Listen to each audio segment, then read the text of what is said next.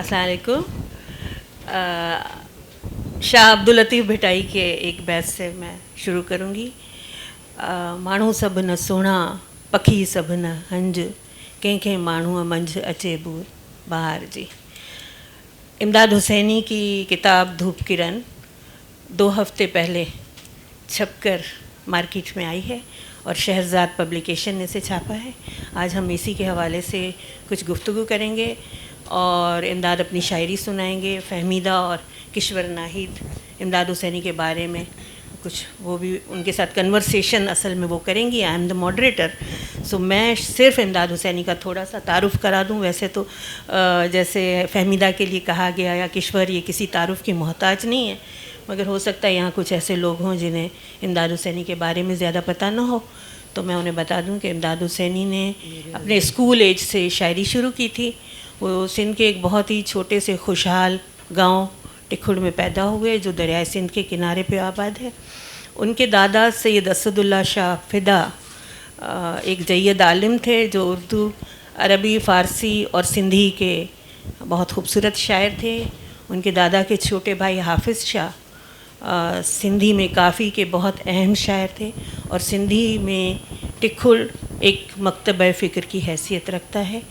और इनका जो इमदाद हुसैनी का ख़ानदान है वो जराड़ पोटा ख़ानदान जो शाह अब्दुल लतीफ़ भिटाई का है उससे इनकी निस्बत है। ये अपनी शायरी, इनकी उर्दू में शायरी 1960 में अफ़कार में जो सहबा लखनवी रिसाला निकाला, तो अफ़कार में 1960 में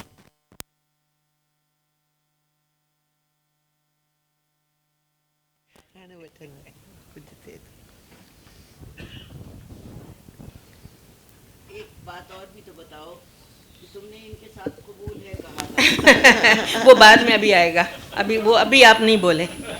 हाँ जी, तो इमदाद हुसैनी की शायरी की किताबें जो शाया हो चुकी हैं, इमदाद है रोल मुख्तसर मजमुआ उनकी इब्तदाई शायरी का, उसके बाद हवाज सामू, किरणें जड़ो पल और उनका शहर आशूब शहर शाया हो चुका है। और अब ये 5वीं उनकी शायरी की किताब है धूप किरण जो हाल ही में शाये हुए। इसके अलावा इन्होंने उर्दू में 2 तराजिम किए हैं जो बहुत अहमियत के हामिल हैं। एक तो दो दो चनेसर की दास्तान है जो सिंधी की पहली रज़मिया दास्तान है, तकरीबन 1100 साल कदीम दास्तान है। उसे इन्होंने उर्दू में तर्जुमा किया था जो लोक विरसा इस्लामाबाद ने शाये की थी।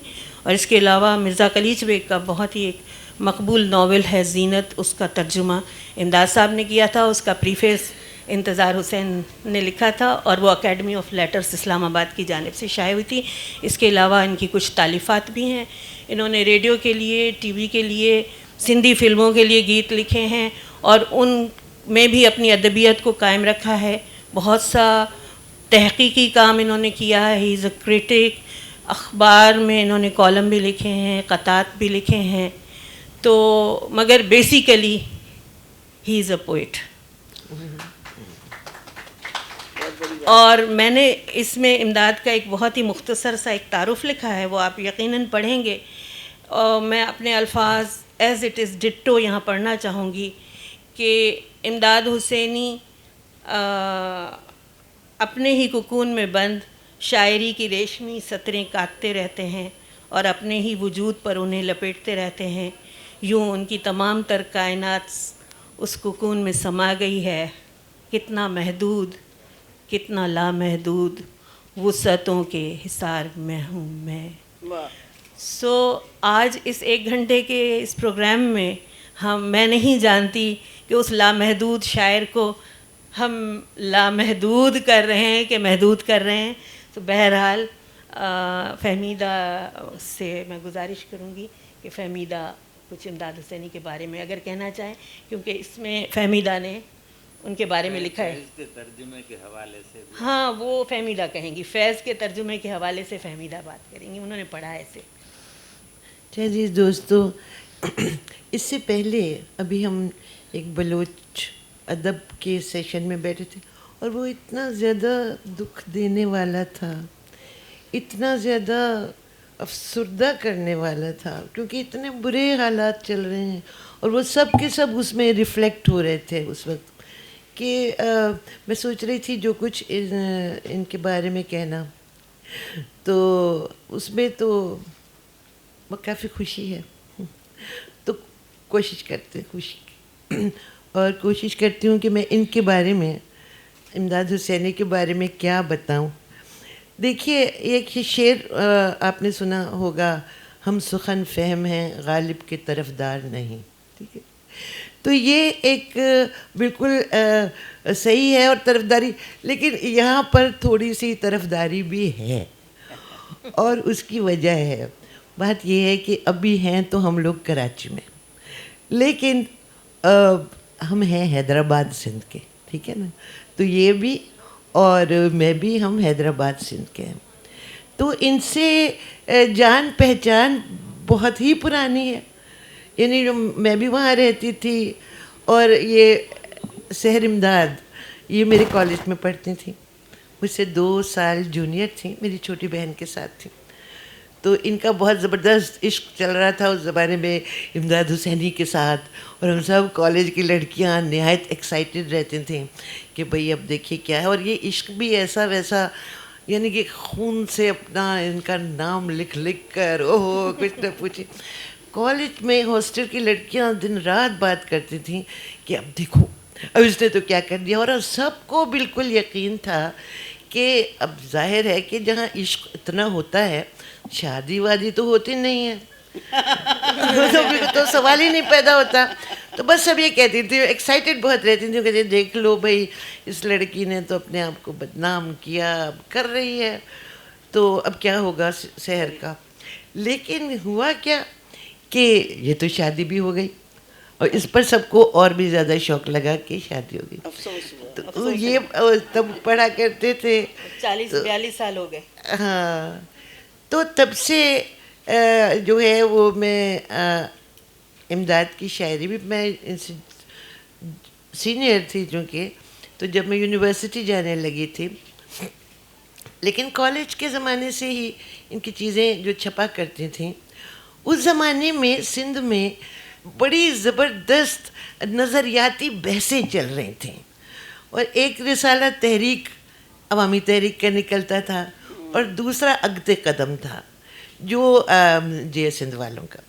तो उनमें जो एक दूसरे को जो है वठ जवाब और डे जवाब, हाँ इस तरह के जो डे जवाब, तो उधर से लिखा आता था वठ जवाब, तो वो ज़बरदस्त जो है चल रही थी। अब मैंने पढ़ा कि पलीजो साहब ने तो अब इनकी शायरी की तारीफ़ की है, लेकिन उस ज़माने में तो उन्होंने वो बहुत खिलाफ थे। हुआ क्या था एक्चुअली, देखिए सिंधी लिटरेचर में एक बहुत बड़ा, जिसे कहना चाहिए ना कि दरख्त, हाँ nothing grows under a banyan tree, there was Sheikh Ayaz.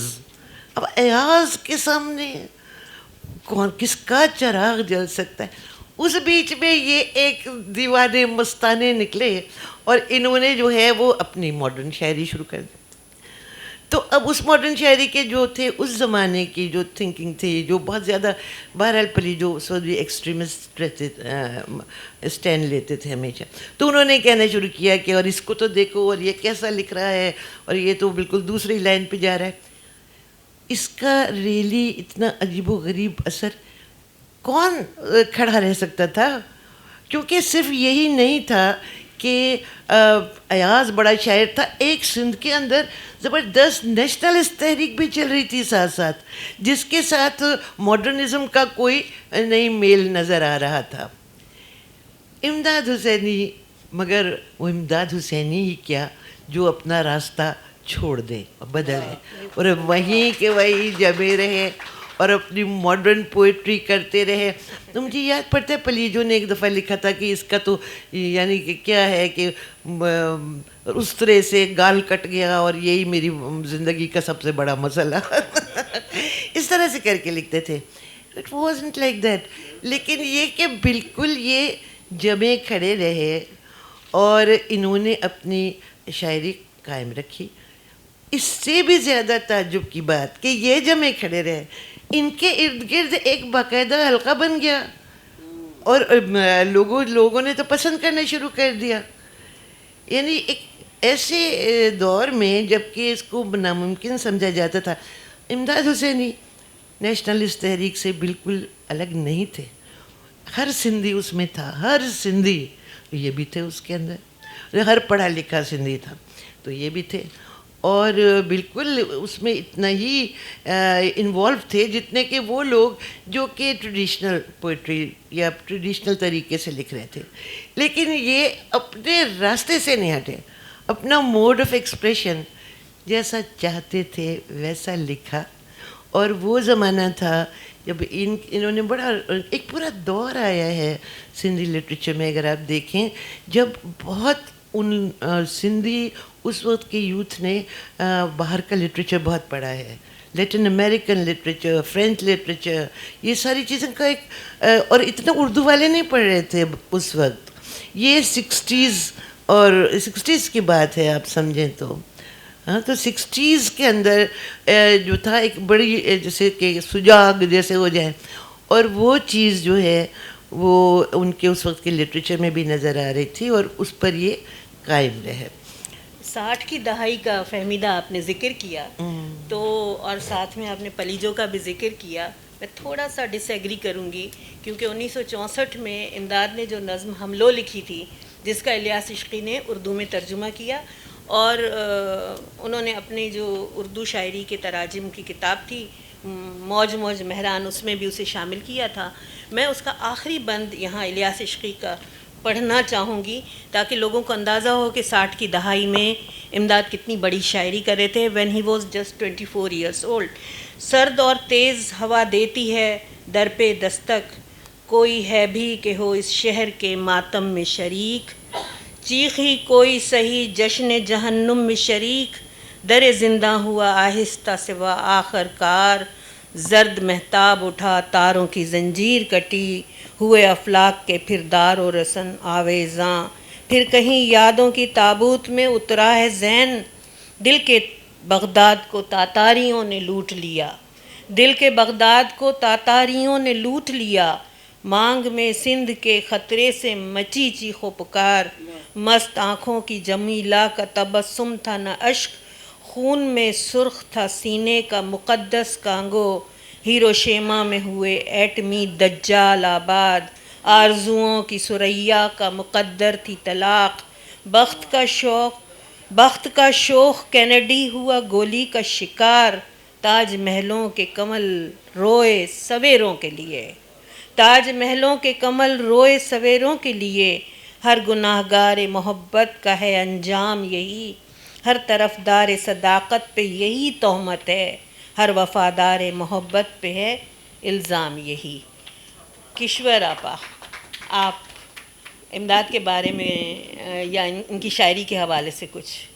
पहले तो ये कि मुझे सिंधी अदब से वास्ता ख़ास तौर से उस ज़माने में पड़ा जब शेख यास से दोस्ती हुई, और दूसरी बात ये कि मैं माहिनों की चीफ़ एडिटर मुकर्रर हुई, तो मुझे बहुत ये ज़माना था मार्शल लॉ का, और मुझ पे ये पाबंदी थी कि मैं बहसी ज़ेवर किस्म की चीज़ें छापूं और कोई ज़माने हाल के बारे में कुछ ना कहूँ। तो मैंने दो चीज़ों पे बहुत तवज्जो दी कि तराजिम आए।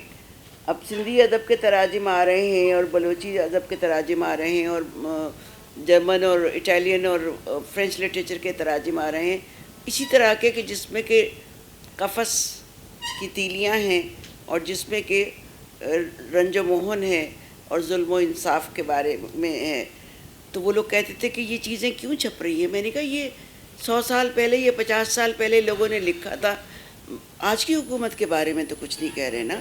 तो इस तरह करके इस पर्दादारी में इन लोगों की तहरीरें आपके सामने और मेरे सामने आनी शुरू हुई, और सिर्फ तहरीर का रिश्ता नहीं रहा, फिर हमारा बहुत दोस्ती का रिश्ता बनता रहा।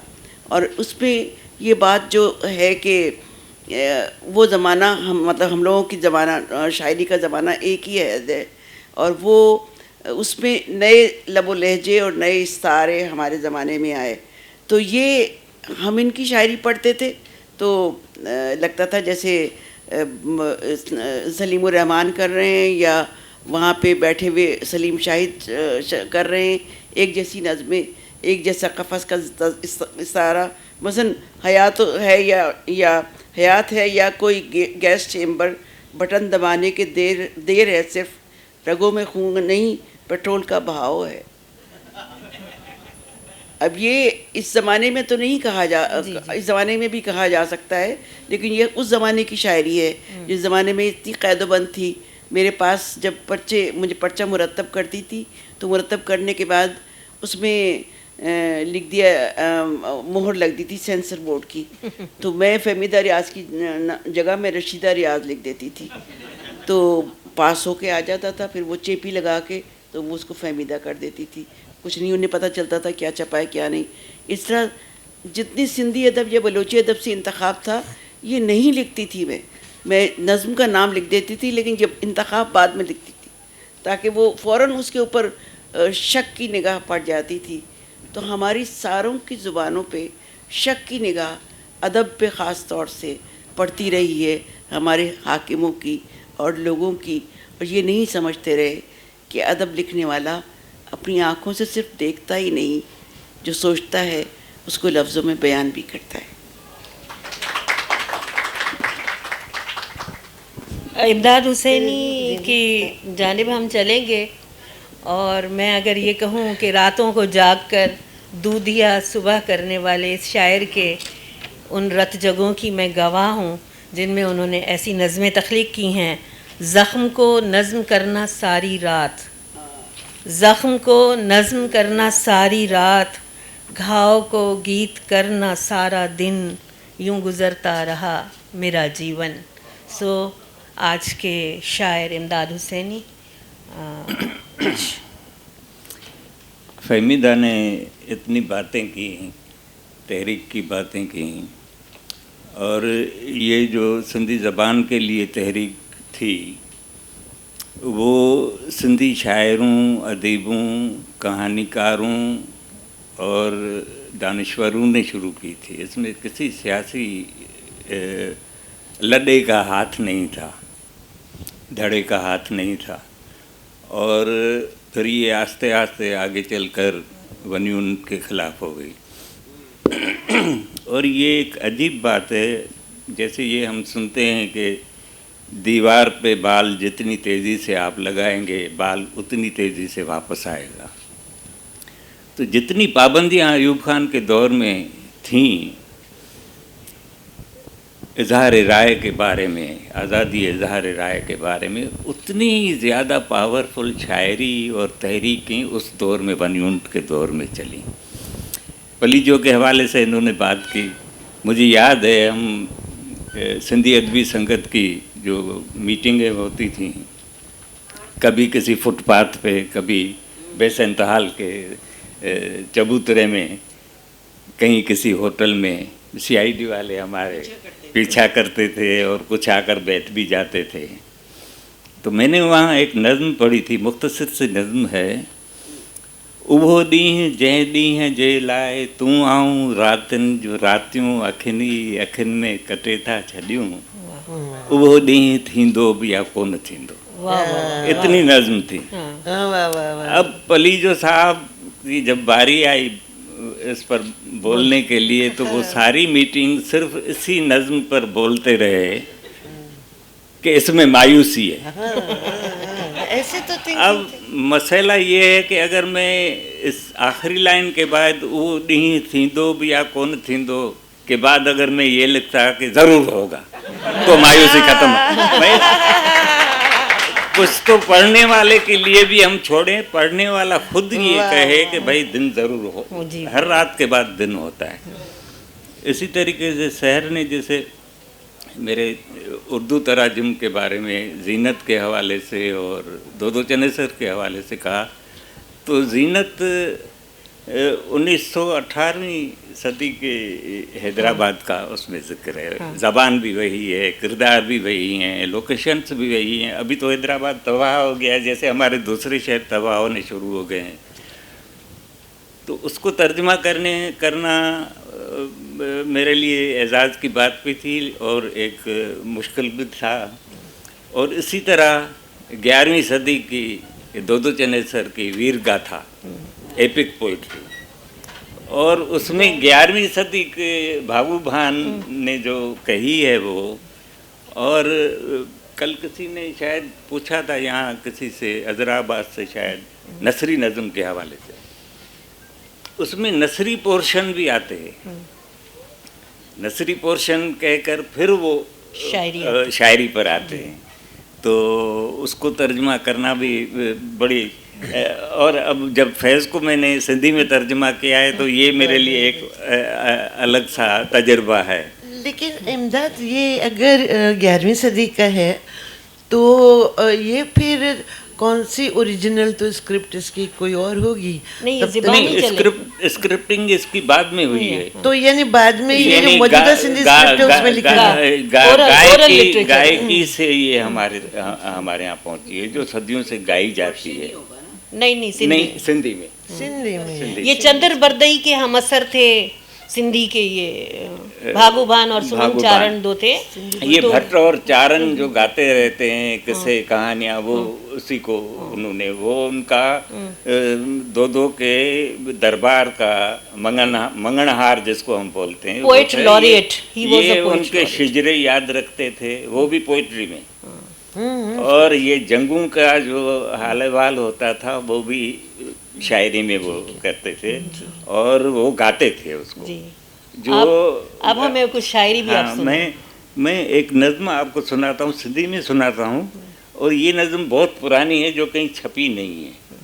और ये इस नज़्म का, ये मैं समझता हूँ कि ये इसके लिए, नज़्म के लिए ये एजाज़ है कि किशोर बैठी हैं, आप बैठे हैं, दूसरे लोग, सलीम साहब भी बैठे हैं, दूसरे हमारे दोस्त बैठे हैं, उनके सामने मैं ये नज़्म पढ़ता हूँ जो आज तक छपी नहीं है। मुझे नहीं मालूम कि क्यों नहीं छपी है। ऐ खुदा, इसका उन्वान है ऐ खुदा, जेकॾहिं रस्ते ते तूं तन्हा मिली, आऊं तुंहिंजी अॻु झले तोखां पुछां, ऐ खुदा मुंहिंजा खुदा जग जा खुदा, तुंहिंजे ज़ालिम अर्श ते छो था ॿरनि, चंड जे चोगिर्द तारनि जा चराग, चंड जे चहिरे ते ही धरतीअ जा दाग, केरु धुअंदो, केरु थो चोई सघे, आऊं या तूं केरु थो रोई सघे। ज़िंदगीअ जे मंज़िलुनि जे आस पास, अफ़रा तफ़रीअ खां परे दिलि जे क़रीब, जेकॾहिं मूंखे हथी को तूं मिली, तुंहिंजे पेरनि ते किरी तोखां पुछां, ए सवाबनि ऐं अज़ाबनि जा ख़ुदा, मुंहिंजे जुर्मे बेगुनाहीअ जो भला छा हिसाब आहे ऐं छा आहे किताब। ऐं ज़मीननि आसमाननि जा किताब, ऐं ज़मीननि आसमाननि जा ख़ुदा, ऐं ॿिनि जहाननि जा ख़ुदा, छो पियो हर ज़हन में दोज़ख ॿरे। वाह।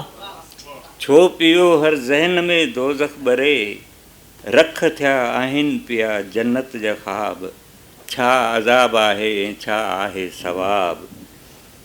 पाण खां सभई पुछाणा थी विया, ऐ ख़ुदा मुंहिंजा ख़ुदा जग जा ख़ुदा, मस्जिदूं वीरान तन्हा महकदा, सभु सियाणा ज़हर पी चुप थी विया, सूर असराफील छो आहे ख़मोश। वाह वाह वाह वाह वाह वाह। अच्छा, ॿियो बि सिंधी ताज़ो हाणे ही तमामु पुराणो नज़्म आहे जेको मुंहिंजे पुराणे बयाज़ में लिखियलु आहे, ऐं ही ताज़ो नज़्म लिखियो अथमि 26/1/2013 ते। हवा हथनि में खणियो थी पत्थर घुमे घिटियुनि में, हवा हथनि में पत्थर खणियो थी घुमे घिटियुनि में, दरियूं ऐं दरवाज़ा बंदि रखिजो।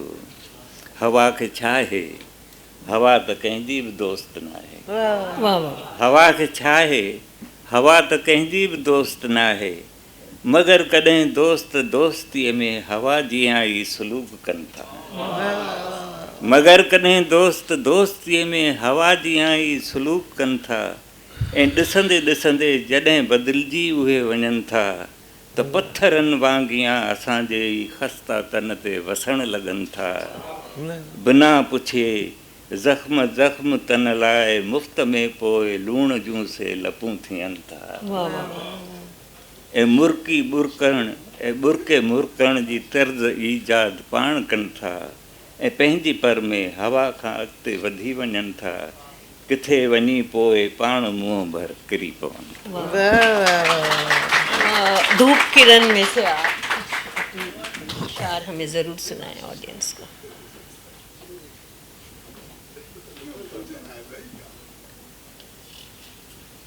हिननि ते केतिरनि पननि ते भञ ॿुधाइनि वो मैंने मुंहिंजे अपनी- सहूलियत लाइ, पर मां बिना नहीं। भञ वारो हिकिड़ो नज़्म पढ़ां। नहीं, वो मैंने अपने लिए वो भंज मां पंहिंजे लाइ विधाइन। हा, पंहिंजे लाइ विधा अथई। हिन नज़्म जो उनवान आहे चाहता हूँ के वक्त जाता है तो जाए कि उसे जाना है। क्या अच्छा। वक्त जाता है तो जाए कि उसे जाना है। वाह वाह वाह वाह। तुझको जाता हुआ देखा नहीं जाता मुझसे। वाह वाह वाह वाह। वक्त जाता है तो जाए कि उसे जाना है। तुझको जाता हुआ देखा नहीं जाता मुझसे। चाहता हूँ कि यूं ही तेरा रहे हाथ में हाथ, मंजिलें हो न हो बस राह ये चलते जाएं, और थक जाएं तो पल के लिए रुक जाएं कहीं। मेरे कंधे पे तेरा सर हो, तुम्हारी जुल्फ़ें तेरे चेहरे पे बिखर जाएं तो मैं हाथों से बार बार उनको हटाऊं तो तेरे चेहरे का लम्स हाथों से मेरी रूह में रच बस जाए। रात आ जाए तो धरती को बना लें बिस्तर, और तारों भरा आकाश बना लें चादर। वक्त जाता है तो जाए कि उसे जाना है। तुझको जाता हुआ देखा नहीं जाता। अभी मैं भी कुछ बोलूं इसकी शायरी पर कि मैं चुप करके बैठूं। जी बिल्कुल बिल्कुल। देखिए, ये जो बात इलियास इश्की ने भी इनके लिए लिखी, लेकिन हकीकत ये है कि, और मैंने काफ़ी शायरी पढ़ रखी है, उर्दू की भी पढ़ लेती हूँ। इनका जो बिल्कुल मुनफरिद चीज़ है, जिसकी वजह से मैं समझती हूँ ये अब हम let us also talk about धूप किरण। ये चीज़ जो है वो उर्दू अदब में कम से कम जो सिंध में लोग हैं वो तो जानेंगे उर्दू अदब वाले, क्योंकि हमारे पास कम होती है तरसील। यहाँ की चीज़ पंजाब में नहीं जाती, पंजाब की चीज़ यहाँ नहीं। लेकिन it is like you know a breeze of fresh air. इसलिए क्योंकि जो चीज़ इनमें है, नंबर एक, बेइंतहा एब्सोल्यूट ओरिजिनलिटी। ओरिजिनलिटी किसी से भी इन्फ्लुएंस हुए बगैर, और बिल्कुल एक अछूती चीज़ जैसे कि इनका दिल करता है। नंबर दो, जो एक अहम कंट्रीब्यूशन है इस दौर में, और वो मैंने लिखा भी है अपने इसमें, जो मैंने कि मोहब्बत का तो नाम सुनकर लोग अब हंसते हैं ना, मोहब्बत तो कुछ हो ही थी। This is not true. ये इंसान के अंदर बड़ा ताकतवर जज्बा है, और अज़ली और अबदी। ये मोहब्बत की नज़में हैं। ये सारी जो इनकी शायरी है वो मोहब्बत की शायरी है। तो ये एक बहुत ही अच्छा सा कंट्रीब्यूशन है, और एक छूते तरीके से लिखना जैसा दूसरा कोई भी नहीं लिखता। ये एक इनका अपना रहता है मुसलसल, हर जगह आपको नज़र आता है। ये बड़ी रेयर चीज़ है शायरी में, और ये रियली मैं तो कहूँगी कि ये बस खुदा की देन है, क्योंकि ओरिजिनलिटी जो है वो दब कुचल जाती है बहुत सारी चीज़ों से। ये इनके हम पास हमेशा रही, और जिस तरह जो बात कहते हैं ये वो, अब मैं आपको इनकी एक नज़म सुनाऊँ जो, जैसे वैसे तो हर नज़म ऐसी है जिसकी बिगिनिंग, जिसकी मिडल और जिसका एंड आपको हैरान करके रख देता है। मैं हैरान हो जाते हैं। कहते हैं फिर वही भागम भाग, एक गली से दूसरी गली, एक गांव से दूसरे गांव, एक शहर से दूसरे शहर, एक मुल्क से दूसरे मुल्क मैं भागता रहता हूँ। किस लिए? किससे? शायद अपने आप से। वाह, और फिर किसी गली, किसी गांव और किसी शहर या किसी मुल्क में मैं अपने आप को ढूंढ निकालता हूँ। अब देखिए, यानी कि ये क्या बात कहती है, ये नहीं कहते हैं शायर ज़्यादातर, तो अब कह रहे हैं मैं अपने आप को ढूंढ निकालता हूँ और फिर वही भागम भाग। वाह, एक्चुअली दिस इज़ आप कह सकते हैं कि एक इट्स अ फिलोसॉफिकल पोएम, एक ऐसी चीज़ जो फिलोसॉफिकल है भी नहीं मगर उसको इन्वोक करती है उस फिलॉसफी को।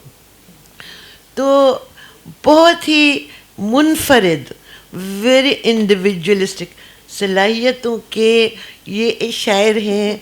और उर्दू में आपने लिखना शुरू किया, भली करे आई, बहुत ही अच्छा। वेरी गुड जी।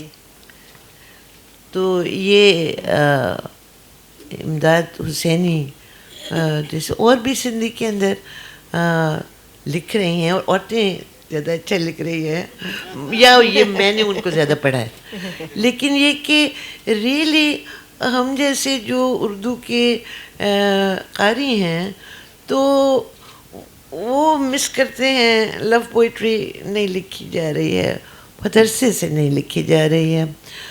तो उसके अंदर इनकी, जैसे कि मैंने इससे पहले अमर सिंधु की भी कुछ चीज़ें देखी हैं, मतलब गज़ब की शायर है, मगर ये कि इमदाद हुसैनी की भी लव पोइट्री है और बहुत ओरिजिनल है, और ये इवोक करती है जहन के अंदर, फ़िलोसॉफ़िकल आइडियाज़ भी इवोक करती है, और एक सिंध की जेन्युइन जिसे कहते हैं जीनियस जो है वो हमको नज़र आ रही है और खुल रही है, सामने आ रही है।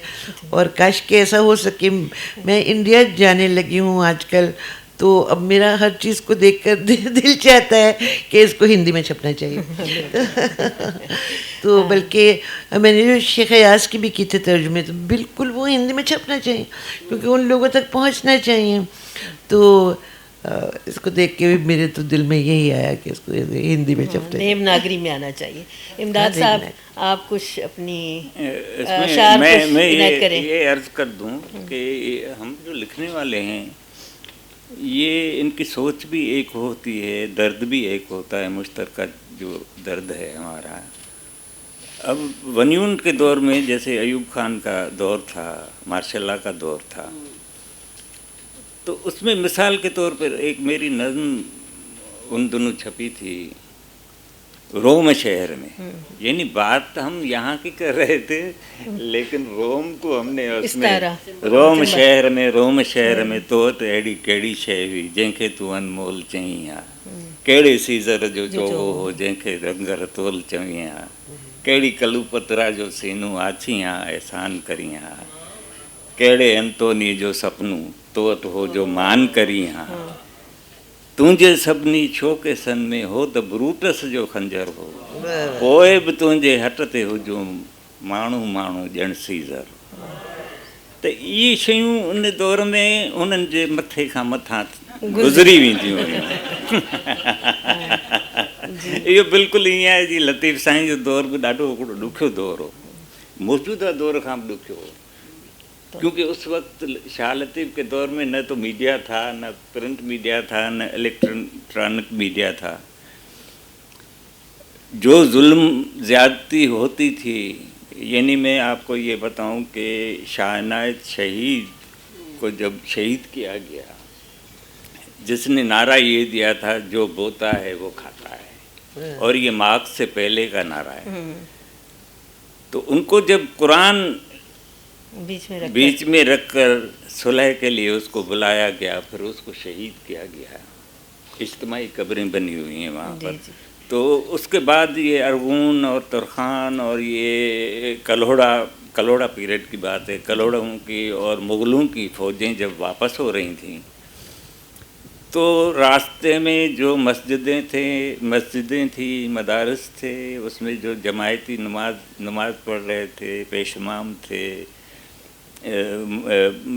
पढ़ाने वाले थे, उन सबको कत्ल करके ये फौजें आगे बढ़ी थी।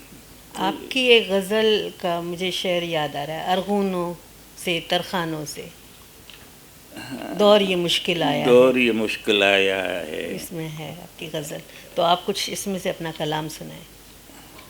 उसमें निकालो। अब वो आप तब तक कुछ वहाँ से और आप सुन। हाँ,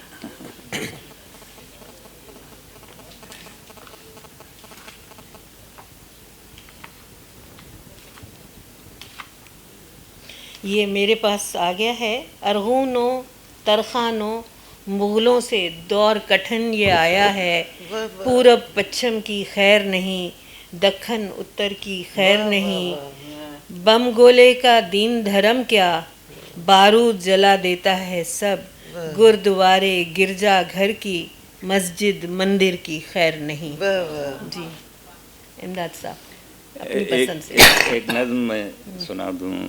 सवाल मत बनो, सवाल मत बनो, खुद ही कोई सवाल करो। सवाल मत बनो, खुद ही कोई सवाल करो। सड़क कहाँ से चली है, कहाँ ये जाएगी। ये कौन लोग हैं जो आते जाते रहते हैं। ये दर्स गाहें जो हैं कैसा दर्स देती हैं। फकीह शहर को अम्मामा किसने बांधा है। वाह वाह वाह वाह वाह। फकीह शहर को अम्मामा किसने बांधा है। ये अल्फाज अब सिंधी शायरी से ख़त्म होते गए। ये जो सिंबल्स हैं जो हमारे क्लासिकल शायरी में भी मौजूद हैं, सिंधी की क्लासिकल शायरी में भी मौजूद हैं, उर्दू और फ़ारसी की क्लासिकल शायरी में मौजूद हैं, जी जी, जिससे हम अपनी जो इनके हवाले से हमारी जो बात है उसको ज़ाहिर कर सकें, वो अब ख़त्म हो रहे हैं। फ़कीह शहर को अम्मामा किसने बांधा है, असा को किसने उसे हाथ में थमाया है। वाह, मैं हराम है क्यों और लहू मुबाह है क्यों। वाह वाह वाह वाह वाह। मैं हराम है क्यों और लहू मुबाह है क्यों। ये सूर्या जो है वो क्यों उभरता डूबता है। ये चंद्रमा जो है वो कैसे घटता बढ़ता है।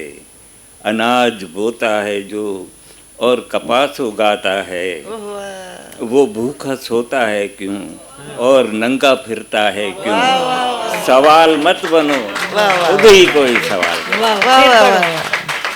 वाह। अब आप देखिए कि क्या होगा ये शायरी, जो से कहते ना एक नेचुरल फितरी शेर, आखिरी दो मिसरों तक लाने के लिए वो किस तरह से आपसे एक एक एक एक चीज़ पर स्टेप बाय स्टेप उतरता आ रहा है शायर इमदाद हुसैनी, क्योंकि उसको ये दो आखिरी लाइनें कहनी है। आखिरी लाइनों के लिए जिस रास्ते से ला रहा है कि वो आपके बिल्कुल दिल में उतर जाए। जी जनाब, और कुछ आप अपनी शायरी सुनाए, फिर हम क्वेश्चन आंसर सेशन स्टार्ट करेंगे। ये किशन ने इसकी ये एक चीज़ जो मैं कहना चाहूँगी, देखिए जब मैंने सुना कि इन्होंने सिंधी में फैज़ का तर्जुमा किया है तो शुरू में तो मैंने सोचा था, मैंने पहले भी ये कहा है कि भाई यानी क्या सिंधी में तर्जुमा करना, और सब सिंधी तो उर्दू समझ ही लेते हैं, फैज़ को बहुत पढ़ते हैं, फैज़ को कम लोग बाहर इतना पढ़ते होंगे, उर्दू वाले कम पढ़ते जितना सिंधियों ने फैज़ को पढ़ा है। ये सच्ची बात है। तो मुझे लगा कि ये क्या बात क्यों किया, और ये तो वेस्ट है, और एक्चुअली हमको सिंधी की चीज़ें उर्दू में लानी चाहिए। लेकिन जब मैंने ये पढ़ा जो इन्होंने किया है, तुझे सागर नेड़न में, एक तो ये लफ्ज़ ही तुझे सागर नेड़न में तो बिल्कुल सिंधी, फिर मुझको लगा रियली इन्होंने उसको रिक्रिएट कर डाला और ये बिल्कुल सिंधी की शायरी बना दिया इसको। ये कमाल है। ये मैं आपको एक ये सुनाना चाहती हूँ ना, वरी पण दिल लगायूं, वरी पण मुस्कुरायूं, वरी जी अखे जलायूं, जे वयूं विहां में रातियूं उहे जागनियूं विरायूं, जे वयूं से विसरी बातियूं वे याद में घुरायूं वरी पाण दिल लगायूं वरी पाण मुस्कुरायूं। और इसको कौन कहेगा कि कभी भी उर्दू की थी, तो जिंदगी। वो फहमीदा, मुझे एक जुमला याद आ रहा क्या? है। मज़हर जमील ने जब ये तर्जुमे की किताब आ चुकी थी तो मज़हर जमील ने एक क्लासिक जुमला कहा क्या? कि फैज़ अहमद फैज़ वो काम नहीं कर सके जो इमदाद तुमने किया है। नहीं नहीं, ये बिल्कुल गलत है। नहीं, वो मना सिंधी में तो उन्होंने नहीं लिखा ना। हाँ, ये काम उन्होंने नहीं किया, समझो तुम। नहीं, अभी देखिए हमारे यहाँ आदत है मशरक़ी लोगों को कि जब किसी की तारीफ करते फिर कोई वो लिमिट नहीं रखते हैं, और वो कहते हैं उससे भी अच्छा, उससे भी। सूरज जो मस्जिद में तोड़ा है किताब। मुलाकात सनम। और सुन ये और सुन, सजी दीवार से आप पीड़ खां चोटीअ ताईं, हाँ पीड़ खां न, सजी दीवार से मुलाकात सनम, सजी दीवार से पीड़ खां चोटी ताईं, रात वीराने वाटेड़ो हलिया विया केॾां, पंहिंजी तन्हाईअ सां ॻाल्हायो वरी रात सनम, थी सघे थो त वरी आई मुलाकात सनम। हिकु तरीअ ते लहूए ॿिए तरीअ ते मेंदी, हिकु नज़र ज़हर भरे ॿिए नज़र में दारू, देर खां दिल जे अंगण में कोई आयो न वियो। ये तो लगता है इसी का है। विरह जे वल विकोड़े वई सारी हस्ती, कंहिंखे चइजे त भरे ज़ख्म जे प्याले में रंग, पाण ते पोइ हली आई मुलाकात सनम, आशना मौत जे दुश्मन बत गमख्वार बा, पाण माण्हुनि जे जा कातिल बि त दिलदार बा। वाह वाह। सूरज जो मस्जिद में। ये एक नज़्म है सिंध के हवाले से। जी जी जी, इरशाद। हाँ बैर, कुछ वही हो गई। सिंध ऐसा तो नहीं था, सिंध ऐसा तो नहीं था कि लगे प्यास तो पीने के लिए प्यासे को पानी न मिले। सिंध ऐसा तो नहीं था कि लगे भूख तो खाने के लिए भूखे को मानी न मिले, और बच्चों को सुलाने के लिए दादी को कोई परियों की कहानी न मिले। वाह वाह वाह वाह वाह वाह। सिंध ऐसा तो नहीं था कि लगे प्यास तो पीने के लिए प्यासे को पानी न मिले। सिंध ऐसा तो नहीं था कि लगे भूख तो खाने के लिए भूखे को मानी न मिले, और बच्चों को सुलाने के लिए दादी को कोई परियों की कहानी न मिले। सिंध ऐसा तो नहीं था कि कड़ी धूप में राही को शजर साया न दे। वाह वाह वाह वाह वाह। सिंध ऐसा तो नहीं था कि कड़ी धूप में राही को शजर साया न दे, सुबह दम बाद सबा ले न खराम, और बहार आए तो ऐसा लगे इससे तो खज़ां बेहतर। और बहार आए तो ऐसा लगे इससे तो खज़ां बेहतर थी, और अगर याद करे कोई तो हिचकी न लगे। वाह वाह, और अगर याद करे वाह वाह वाह। अच्छा, ये एक नज़्म एक हवाले से, ये हमारे दोस्त लाल पुष्प थे, उनका जिक्र है इसमें। मुंबई में वो एक फ्लैट के जो रात के बाजुओं में है अब तक, एक में एक लाल पुष्प वहाँ, दो सरों पर है एक रोशन बल्ब, मेज़ पर एक रखी हुई गठड़ी, हमने गठड़ी को जैसे खोला तो उसमें रेशम न था अतलस, उसमें चांदी न थी न था सोना, उसमें मोती न थे हीरे, सिर्फ बातें थीं, सिर्फ बातें थीं, अनके ही बातें, और बातों में कह कहे भी थे, कह कहे जिनमें सिसकियाँ भी थीं। वाह वाह। मुंबई का वो एक फ्लैट के जो रात के बाजुओं में है अब तक, सर्द दीवार लग रही थी रात, सर्द दीवार आसमान तलक, ये उनकी नावल का नाम है। सर्द दीवार आसमान तलक, जो खड़ी की गई थी रातों रात, जो खड़ी की गई थी जो रातों खड़ी की गई थी रातों रात, मौत है किस तरफ ये पूछ तो लें, मौत है किस तरफ जिंदगी पूछते। किस तरफ है पूछ तो लें, जिंदगी- और हम किस तरफ हैं पूछ तो लें। वाह वाह वाह वाह वाह वाह वाह वाह वाह। लेकिन is a great poet, wonderful poet. अच्छा, ये फैज़ की जो नज़्म है सिंधी में, उसका तर्जुमा मैं पेश करता हूँ। इसमें मैंने उनकी बहर को चेंज किया है दूसरी बहर में, नहीं तो अक्सर फैज़ साहब के ही जो बहर है उनमें मैंने तर्जुमा किया है। सूरज जो मच अजो के ॾींहुं कुझु पुछजो न मुंहिंजा दोस्तो मूंखां, परे आहिनि घणो ॾींहड़ा उहे ख़ुशियुनि मल्हाइण जा, खुली खिल खिल खिलण जा ॾींहड़ा ऐं गीत ॻाइण जा, कबो आ प्यार जिन में ॾींहड़ा से दिलि लॻाइण जा। वाह वाह। अॼो के ॾींहुं कुझु पुछजो न मुंहिंजा दोस्तो मूंखां, कुठल जे भाग में आहिनि कहिड़ा ज़ख़्म अञा ताईं, अञा उन माग जे मार्ग में आहिनि केतिरा ऋण पट, अञा कातिल जे हथ में तीर आहिनि केतिरा साईं। ज़बून आहे अॼोको ॾींहुं मुंहिंजा दोस्तो सारो, अॼोके ॾींहं ते ईअं आहे मुंहिंजा दोस्तो यारो, त सभई ॾुख ॾोलावा खणी झूना निशां पंहिंजा, अचनि था दिलि जे देरे ॾांहुं काहे कारवां पंहिंजा, रखूं था हथ सीने ते त हॾ हॾ मां थी रड़ निकिरे, वाह वाह वाह। रखूं था हथ हथ सीने सीने ते ते त हर हॾ मां थी रड़ निकिरे, अलाड़े अलमा बगदाद घोड़ाड़े ऐं घोड़ाड़े। वाह। Very good.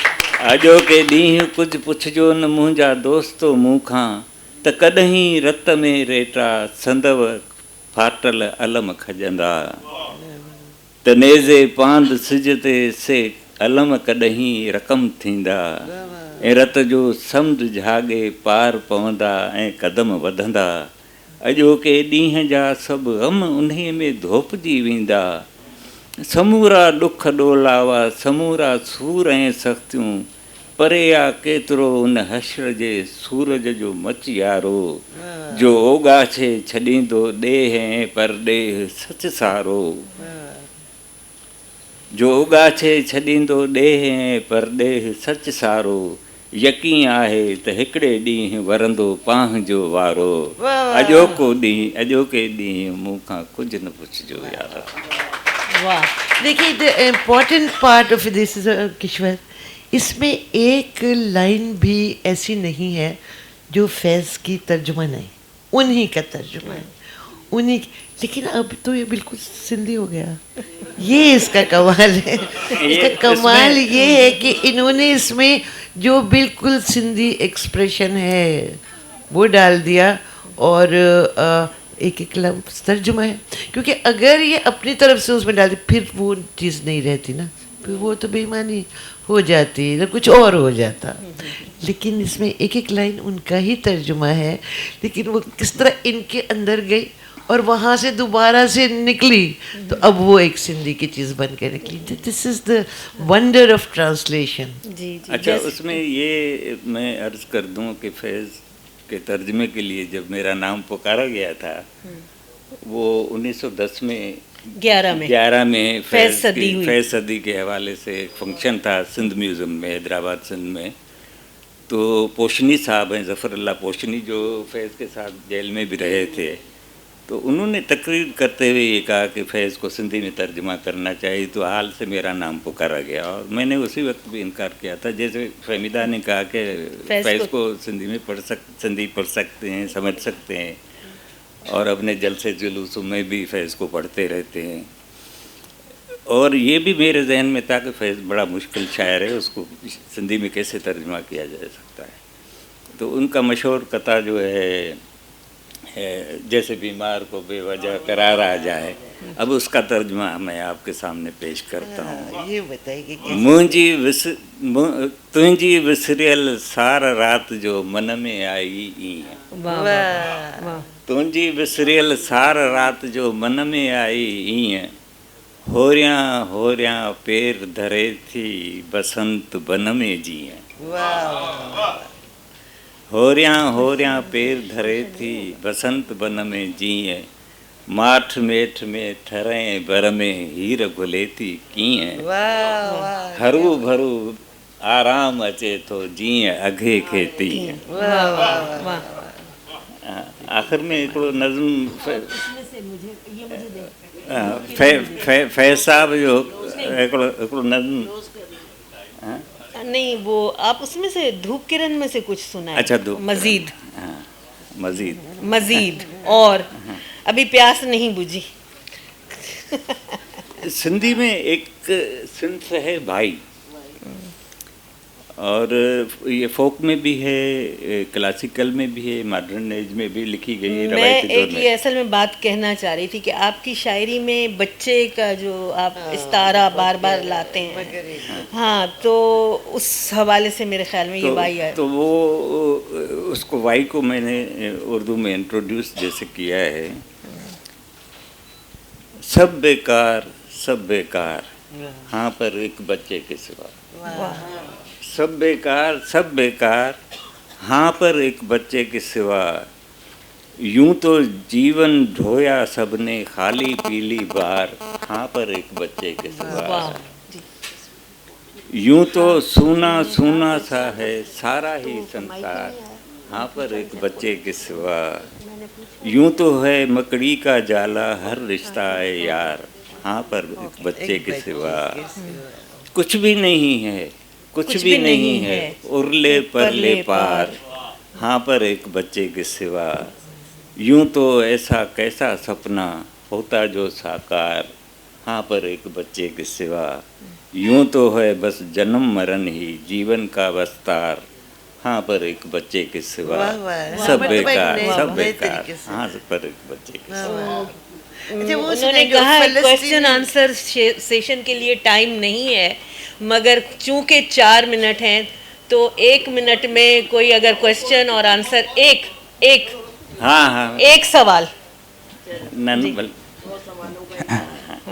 मेरा नाम अमर पीरजादो है। मेरा सवाल ये है कि जब हम आपदा परवीन को सुनते हैं और वो गज़ल गाती हैं तो उसका जो लहजा बन जाता है उर्दू में, वो लहजा ना हमको मेहदी हसन में मिलता है, ना गुलाम अली, ना फरीदा खानम, ना इकबाल बानो में। ऐसे ही जब इमदाद हुसैन उर्दू शायरी करते हैं और वो नज़म और गज़ल का एक अजीब अछूता लहजा बन के आ जाता है जो हमें उर्दू के किसी शायर में नहीं मिलता, तो इसकी वजह क्या है? और दूसरा, कल मैं रात आपका ये मजमा पढ़ रहा था तो उसमें बहुत से ऐसे सिंधी लफ्ज़ हैं जिनको हम सिंधी में ठेठ सिंधी लफ्ज़ कहते हैं, जैसे दांगी, लाऊं, गीदी, लूसी कुत्ता और ऐसे लफ्ज़ हैं। तो लूसी कुत्ता उर्दू में भी है। ये हर ज़बान में लूसी कुत्ता होता है। अच्छा, ऐसे ही एक लफ्ज़ धाड़ेल आपने इस्तेमाल किया है, तो वो ऐसा लग रहा है उर्दू में अब मुरव्विज हो गए हैं, तो ये शऊरी कोशिश है या शायरी के फ्लो में आ जाते हैं? नहीं, ये एक तो धाड़ेल हारी दो लफ्ज़ ऐसे हैं सिंधी के जो उर्दू में अब मुस्तमिल हो गए हैं। और मुसीबत ये है कि उर्दू के कुछ ऐसे अल्फाज सिंधी में मुस्तमिल हो गए हैं, जैसे पलड़ा। कल भी किसी कोई शायर पढ़ रहा था कि पलड़ा भारी। भाई पलड़ा सिंधी में कहते हैं वो बबूल का जो फली होती है उसको हम पलड़ा कहते हैं, पुड़ कहते हैं ताराजी का। तो अब जैसे इसमें एक लफ्ज़ आया उमेरी, तार को जोड़कर उमेरी से एक जुलाहे ने हमको बतलाया, जोड़ना तोड़ने से अच्छा है। अब इसमें उमेरी लफ्ज़ शाहसाई ने इस्तेमाल किया है, 300 साल के बाद मैंने इस्तेमाल किया है।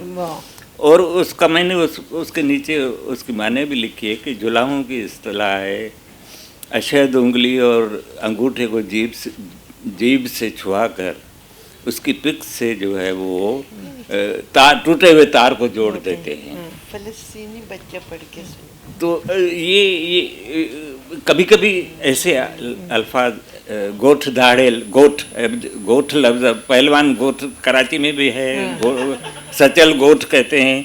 तो ये ज़बानें एक दूसरे से लेती रहती हैं, देती रहती हैं, और ये आइंदे चलकर ये सिलसिला और भी मैं समझता हूँ तेज़ हो जाएगा। हाँ हाँ बिल्कुल, अब बिल्कुल। मैं ये आपसे रिक्वेस्ट करूंगी कि देखिए, जैसे ओरिजिनलिटी और मॉडर्निज्म ओरिजिनल तरीके से फ़लस्तीनी बच्चे पर जो इन्होंने नज़्म लिखी है, तो it's a very modern way of saying something. जी। वो निकाल कर ज़रा आप दें, ये आपको पढ़कर सुनाएंगे और आप गौर से सुनें कि उसकी हर सतर बढ़ रही है, हर सतर, और वो तकरीबन आप ड्रॉ कर सकते हैं, बिल्कुल हम कर इस तरह से है। अच्छा, हाणे ये जैसे मैंने ज़बानों का वाइंड अप करना। हाँ, ये एक नज़्म है, उसमें ये हितां खां शहर खे ॾिसजे। अब इसमें एक बंद आ गया है कि हितां खां शहर खे ॾिसजे त सारी ख़लक़त में टिसींग ढींग न कोई, न होश जो को धणी, जवान मेंधरा फांसीअ जी सभु सज़ा खाधल, ऐं हर का वक़्त जी मूमल कनीज़ आहे बणी। त हिन में मेंधरे जो ऐं मूमल जी ज़िक्र अची वियो आहे। आज के इस प्रोग्राम का वक्त ख़त्म हो चुका है। हमें लगा कि ये वक्त जैसे परों पर, कहीं तितलियों के परों पर उड़कर चला गया, पता ही नहीं चला। मैं इमदाद हुसैनी का आखिर में सिर्फ 1-4 लाइनें पढ़ना चाहूँगी। लेकिन है दीदा वरो सोचने वालों लोगों, भूखे नंगे ये बिलकते हुए बच्चे जो हैं, उनके हाथों की लकीरों को न मिटने देना, उनके माथे पे मुक़द्दर का सितारा नहीं बुझने देना। वाह वाह, और इसी के साथ आज की ये नशिस्त। इतनी संजीदगी से आप इसको ख़त्म कर रही हैं।